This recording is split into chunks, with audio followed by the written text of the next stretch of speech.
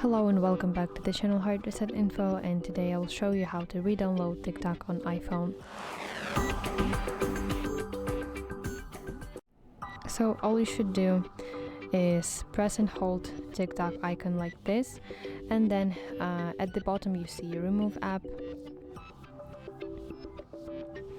and confirm your decision by tapping delete app, and then you should go to your app store.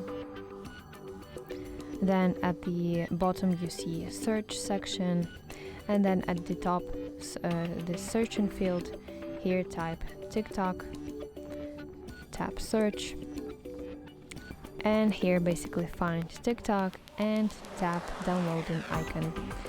And that's how you can re-download TikTok on your iPhone. I hope you find this video helpful, and if so, please leave a thumbs up and please consider subscribing to our channel. See you soon. Bye bye.